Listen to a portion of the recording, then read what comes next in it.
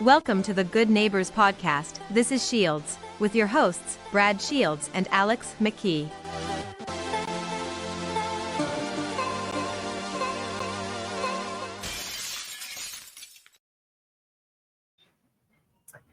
Hey, Shields people, we are back. It has been a moment, and my co-host that you're normally used to seeing, again, he is somewhere in the ocean. My parents are on a cruise. So this month, we have a guest host with our podcast for This Is Shields.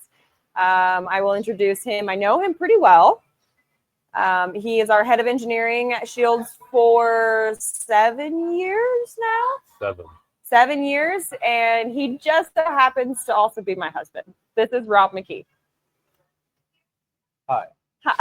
So before we dive in, we've got some fun things to talk about today. But like always, I want to share with you new product releases. And it's been a moment, I feel like, since I've been on. We've had one of these. So we have two new retail products that I want to talk about. One is the XCMG skid steer front door. It's a door, right? Not a windshield. It's got handles. Yeah.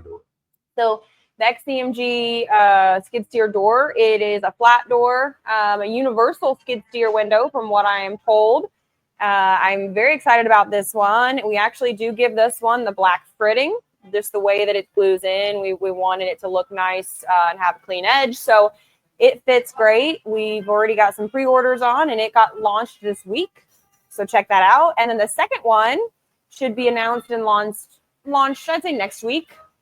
Robert was on the machine this morning working on it, finishing the prototype up for the new cat skid steer. I believe track loader? I forget exactly what. It's the 255, 265. It's the one series that doesn't have a letter associated to it right now.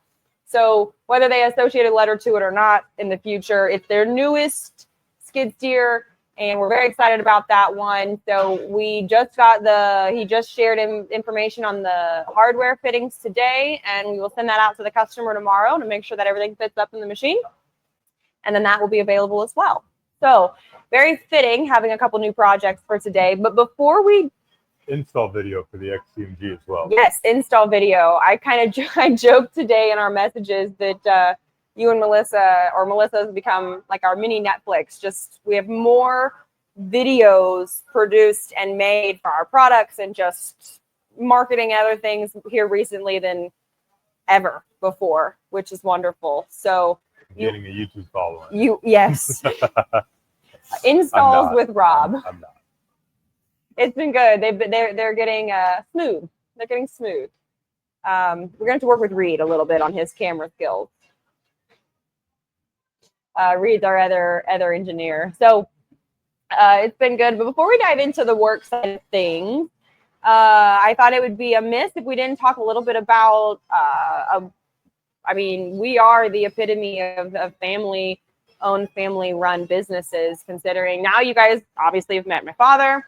You've met my mother, I think last time we were here, and now you've met my husband, and we're all there. So I kind of let you talk a little bit about our working relationship, go to bad and the ugly. And I'm not the ugly, but maybe not always, sometimes. But then I want, tell us a little bit about you, your history, your experience, what you went to school for, and then we'll dive into work stuff towards the end. Okay. I played football at Marion University, where Alex played volleyball. I also, her brother played football there as well. I was friends with the brother. He introduced us, and we started dating almost 11 years ago. Just hit 10. 10 years ago. 10 years ago. So we got married right after college. Mm-hmm. Engaged my senior year, your fifth year. Yeah. Some people go to school for 5 years. What did you go to school for? I studied math and physics in school, and football. Did not plan on being an engineer, but did not want to go to more school, so did not continue studying math. Got my first job out of college at a third-party testing facility for a diesel engine company, programming test cells. And I liked it fair enough, but a very tragic event happened at Shields. The former head of engineering died in a car accident, and he was the only one who knew how to program the 5-axis machines. And so about a week after Chad passed away, Brad came to me and was like, "Hey, do you think you can figure this out?" And in the back of my head, I was saying, "No, absolutely not," but I said yes. We were married 2.5 months when this happened. I had just moved in with you in Columbus. Yeah. Which is about a 45-minute drive to where we are An now. Hour drive. I drove that hour drive for 9 months. There and back, yeah. To work from 6 to 2:45 because that's when my peers were working, and learn how to program 5-axis, CNC, and 3-axis, and form polycarbonate windows, and do all the fun stuff kind of on the fly with Brad looking over my shoulder, which made it super easy. So much better. No, it's been good. I've done nothing but learn while I've been here, which is good for me because I get bored easily. And yeah, I mean, just kind of since I've taken the job, I've just kept growing and growing, and can confidently say we have always made the best polycarbonate windows in the world, but we're getting better at it all the time. Definitely improving the industry still. So there's one kind of two large aspects of your life that I think are still impactful to your everyday, and one of those is strongman. Was strongman. Do you want to talk about that for a second? Competing in strongman. Okay, after football, I didn't have anything to compete at, which is a issue for me. I have that competitive energy that has to get out some way or another, so I chose strongman. I watched it on TV for a very long time, and I appreciate the weight room more than most. And so just kind of a natural progression, and that was fun. Competed at amateur nationals. Didn't do too bad. Not a sport I was willing to take the necessary risks to be truly good at, but I enjoyed it while I did it. Yeah, I think that's fair to say. We did it for almost 3 years. I did it for almost 5. Yeah, so I got pregnant.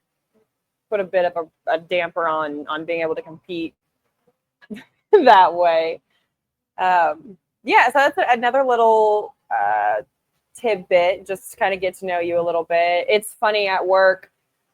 So as you can potentially imagine, if you know anybody that is a gym goer, typical person, they meal prep. And Rob does our meal prepping, most of our cooking, if not all, most of the time. So how long you make ground beef and rice? I get chicken and rice now. He changes mine up every now and then. But you've eaten ground beef and rice, or some variation of ground beef and rice, for more of the 7 years. You started that at AEI, didn't you? Yeah, I would have started it in December of 2017. And what's so funny is at work, and it's been the same thing every day for this long. I mean, there are days if we forget, obviously you'll pick up something else, or Subway. Yeah, it's usually Subway. And for me, it's Subway or sushi in town. But it's so funny. Like the top 3 question I get at work, no matter what, is, does Rob eat the same thing every day? How long has he eaten that? Now you do put mustard in it. That's been a new one. And salt. And it's kind of crazy. I remember when it was like, you've been doing it for 3 years, and that was like, whoa, you've eaten the same thing every day for lunch during the week for 3 years. That's just insane. 7 years. You can never stop. It's because it's not lunch. It's not. It's fuel. Just so I get what I need while I'm working. Yeah. No, I get it. I get it. He makes 4 of my 5 because I am a bit of a princess and I like to have my 5th lunch to be whatever I'm feeling. Sometimes that's no lunch at all, and that's really not good for anybody when I don't eat. It's not good for me. So that's a little bit of our work life. And so what you avoided my question entirely was, how is it working for a family that isn't the married into?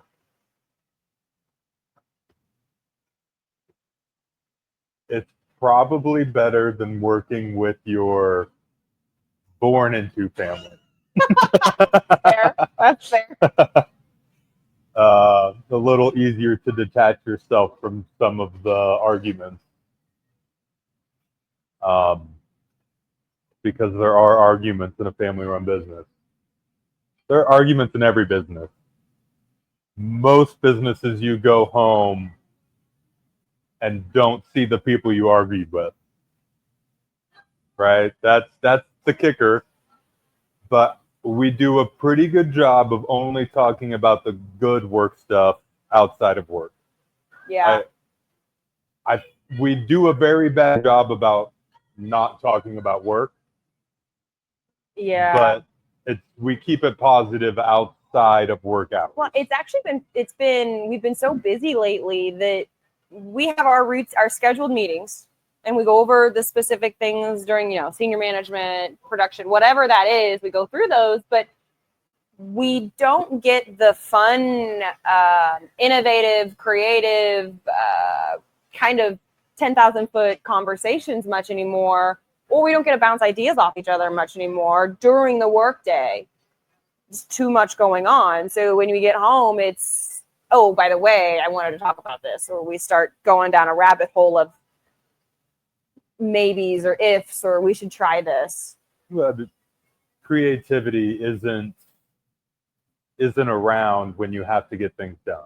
When you're tasked, when you've got tasks going, yeah. That's the fun stuff. Like that's what I love to talk. We actually used to come here to Gillespie's Cigar Lounge quite a bit, and actually Cody mentioned it the other day. He was like, "This is a lounge conversation." We actually have a couple of things that I try to pin up on my board and say, okay, once we get a handful of these brainstorming things, we really need to sit down and talk about. We, schedule an offsite conversation or offsite meeting. Usually ends up spiraling after a few beers and some pizza, and normally we get one of the 3 things pretty much accomplished. But it's good. Okay, so as we continue going on, I think I'm very proud of us. I don't think a lot of people can work with their spouse, let alone how closely we work together, especially with where our roles are and our responsibilities are and how much they correlate, but also are independent. I have a bit of a harder time shutting it off at home, I think, than you do. But since we've had Teddy, it's a lot easier. For me, at least. It's a lot easier. But I think we work pretty well together. Better than most couples that I've seen. I think we do pretty good. We do a good job of knowing what the other person is better at. Yes, and respecting that, to be honest. Like, I know my limits. I know when I need to ask questions. I know if you say something, I can push it maybe a little bit, but not beyond where I think we should go. What do you always say? An engineer needs someone to give you problems to fix or solve. I'm good at that. It's true. I am very good at that. It's true. I'm also very good at saying, okay, guys, I have this vision. I have this idea, and I know where I want it to end up like. And the most successful people in the world were the best at managing engineers. And so far, I think I'm doing okay. I've got very wide variety of personality in this. Your team probably has the most diverse personality than any team we have. Any of them. Definitely our strength. You have your 2 oldest employees. You have your 2 highest skilled employees. And one of the youngest. And not the youngest employee, but one of the youngest titled employees for sure, if not the youngest titled employee. My intern's older. Speaking of, okay, so I want to move on to a little bit of hearing our process from you, because right now I do a lot of the front end talking to people about the engineering process and the project process and how all of that works. I think it'd be great to hear about the process and what is needed from an engineering standpoint. And to preface this a little bit, we can talk about the two different kinds of parts. We've got our flat and we've got our formed, kind of our two categories. And they both have unique processes. But one thing like I want our audience to know and understand is his team, you and your team, put out on average, 15 new products a quarter, if not more. Like that's more than that. It's probably a lot more than that now. And the turnaround time is so fast right now. I think we did one this week where we got the inquiry last Friday. And on Monday, they asked if we could have it. It had to be shipped out by essentially early next week. We're shipping it out tomorrow. Since the beginning of February, I have not shipped out less than 2 new flat parts every Friday, which is just mind blowing. And these are prototypes, brand new SKUs, never been made before in polycarbonate. And it's not that all of those end up on our retail line. Some of them are customer projects, but it's mind blowing. Our product development side is moving almost faster than the production development right now. Production's doing really well. They are. Production development on the production development has been a little slower than I'd like it. It's a bigger monster. It is, and it's hard to do when you're making as many new products as we are. It is, and developing people. That's been the bigger catches. And so there will be more improvements in production. That's coming. It is. I think we had the idea, and it was almost kind of putting the cart before the horse. I think that we had to get the horse situated. We have to get some pieces put in place before, anytime you're doing something in production, if we improve efficiencies in the coating room, which we actually did improve capacity in CNC machines this time last year. We had both of our new CNC machines up and running. Yep. So our CNC capacity almost increased by a third, depending on how you look at it. More than that. I'm not a numbers person. I knew it was a shit ton. there's my gauge. But at the same time, it's the domino effect. So our coating room now has to be the focus, and then forming has to be the focus. And the coating room is the bigger bottleneck, I think, as we move forward. Forming, we have some great efficiency ideas coming. It's just a lot to put into place. It's not that much. Well, not for the forming portion, but to make it effective with everything else. Yeah. So that's my problem. Once they tell me they've got a great idea, I have to figure out how to make sure it works in a sense of big picture. So tell us how a customer, what you need. We'll start simple with a flat part. What does the process look like to reverse engineer or start from a file and create a new flat product? Well, we'll start with the easiest one. A customer creates a window that they want made. They design it themselves using, CAD. They think of all the possible issues. They tell us exactly what they want. We cut it. We ship it. Wouldn't that be wonderful? That happens about twice a year. Maybe. We have to think a lot for them. The rest of the time, me and my team spend figuring out all the issues you may have going from glass to polycarbonate. There's several glaring issues to start out with. Super easy to glue glass to anything. Because of our proprietary super coat, glue doesn't stick really well to our windows. So there's some extra things that we have to prepare for our customers. So when I'm producing a new window, I need to know how it attaches, what it's attaching to, what are the intended uses That way I can suggest a gauge. And Industry then advice. the gauge of the original glass. So most of your glass is 236 inches, and we like putting in half-inch polycarbonate.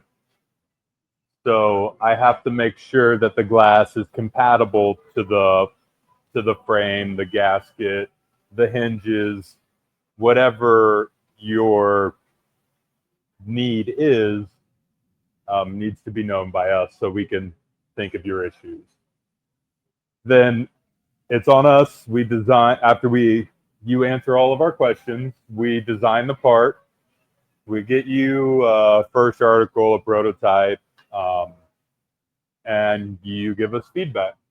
The feedback we like to hear is, this is awesome. If they're great. The only feedback we don't like to hear is none. And I'm looking at you guys. We get less now than we used to, and we've got a new person whose job is to make sure we hit our marks from start to finish, and her role to finish is, does it fit? Is it good? Can we turn around and sell it? Especially those that we're trying to resell. Especially when we give you a free window, we want the feedback. That's the only price you're paying, is a little bit of our time. Yeah, so that's the simple approach, and the same questions apply to a formed part from the beginning. For the most part, there's usually a little bit more, but go through that process as if somebody's sending in like a new wheel loader, big front curved windshield. Yeah, so the main difference between a flat and a formed window on the engineering side is that if your flat window breaks, you can cut out a piece of cardboard that's the size of the window and send it to us, and we can make you a window. With a formed window, if your glass breaks, well, I can't do anything for you unless you send me your frame. And even then, that's the challenge. I can't recreate the glass. I can just make a window. So when I'm making a formed window, I'm either working from a file, an electronic file, normally from a big manufacturer, or a piece of glass and the hardware. I just take the cat. We're calling it a 255 because that's what the customer told us he's sending in to us. He sent us his hardware. We procured this glass. We procured this glass because we know it's going to be a big seller. And we made a mold from the glass, using the glass as a template. We modified that mold to make it fit our product, our half-inch polycarbonate. And then we reverse engineered the hardware. And this is a tricky part. We make the window fit the OEM hardware. For our retail line. For our retail line. And I think I'll just leave it at that, because that's the important part. We make sure that you can take your hardware from your broken glass and can put it on our new half-inch polycarbonate. That way you don't have to make any changes. You're not cutting. You're not, leaving things off. We've made it so you can run your wiper. You can put wiper fluid on it. The full functionality of your glass window. Form, fit, and function. With, 260 times stronger in glass. I'm sure you guys have heard that a ton. So that's that process. Yeah. There's some steps in there that nobody wants to hear. No, the one point I wanted to get across is that we can work from a multitude of variables or options, but we have, files and prints are best. Glass is second best, and then templates, it depends on what it is, if we can to work from it. And my father used to joke about, working from a bar napkin, and possible you've worked from something worse than that, from a guy in the industry who we adore, but was a big challenge for you to work from, and revisions and changes, and there's all this stuff with engineering. And the one thing that I wanted to make sure we talk about here, and we had this come up just the other day, it was a motorsports windshield, actually, and which gets tricky with motorsports, with people building their custom cars, and they order a stock trim window. Well, our stock trim window fits stock trim glass, and if you customize your car, if the stock trim glass won't fit, ours won't fit type situation. So we offer oversized too. But we had a customer, and he was very sweet, and this happens a lot. And that's kind of what I wanted to talk about it. And it was a lesson I had to learn, because I'm not an engineer. It's not where my brain falls into play. And a lot of people do this, and they'll take their glass and they'll take our windshield or our window or whatever it is, especially if it's formed. Only if it's formed. It only matters if it's formed. And they're like, they get them in, and before they even fit our window in, they do this. They lay them on top of each other. And they're like, oh my gosh, this isn't the same. This doesn't fit. Then they call. We have to go through this whole spiel and talk to them. And like, have you even tried to install the window?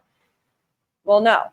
So then we try to, we encourage them to try to install the window. And 99.9% of the time, they're like, oh, it fit great. We're good. So can you talk, just basic level as to why this and this do not equal the same thing? We have two identical soup bowls, and we stack them on top of each other. The edges do not meet. That's actually a very good illustration. That's all you need to know. And it's the same thing with two identical formed windows. You stack them on top of each other, the edges will not meet. And so just a little education nugget that we can put out there, that, we're not trying to be those jerks that are like, oh, you're not doing it right. But genuinely, there's time wasted and, a communication problem. And hopefully most people don't just automatically do that, because they know that those two bowls are the same. Yep. And that's a great illustration. I think we should probably do a separate video of that sometime. But any project. So to kind of wrap up, I would like you to talk about your favorite part that you have worked on or created since starting at Shields. I can't. Okay, a non-classified part, which hopefully you kind of caught on there. I made a part for a very, very rich man's not exciting company. I'm not even sure that company is, I don't know if they've... No, they're still okay. doing stuff. They were making a underground tunnel, and they had this gorgeous model of an all-window people mover, and it was huge. I think it was going to be 24 feet long and like 8 feet wide, tall enough that full, like 6'4", I could have stood up in the middle and it not hit my head. And it was all windows. 18 windows, if I remember right? 18 windows, and they needed them in 8 weeks. And so me, Al, and Will, put on our big boy pants and put in 8 weeks of 80-hour weeks and got these windows out for them. And then in about a year and a half later, they call us telling us that none of the other vendors made time, and so they're going a different direction. That one hurt.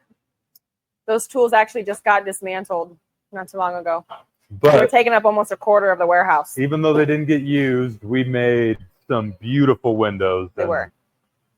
Very proud of that. Yeah. And we've got some cool projects coming up. We've got some cool announcements coming up. The last bit that I want to kind of mention is next week, you should have a new office. We're doing a big move, probably the biggest flow move that we've done maybe in a long while. But that isn't building a new building. And so the mold room got moved and is upgraded to like 3 times the size. So my tool makers are happy. It should be. Yeah. And the engineers are going to be consolidated in an office, and everybody's slowly going to start getting some proper spaces, which makes me very excited. So anything else you'd like to add while you have the audience here? Absolutely not. Well, thank you guys again. Until next time, stay safe. Thank you for tuning in to the This is Shields podcast. To learn more about Shields and our commitment to windshields with performance-proven toughness, visit us at shieldswindshields.com. For any inquiries or to explore our range of products, give us a call at 1-800-554-7527. For quick assistance, you can also text us at 765-913-8121. Stop by our headquarters at 1000 Industrial Drive in Martinsville, Indiana, to experience firsthand the excellence we put into every product we make. For any further information or questions, feel free to send an email to info@shieldswindshields.com. We'd love to hear from you. Once again, thank you for tuning into this episode of the This is Shields podcast. Keep pushing the boundaries of performance and stay inspired.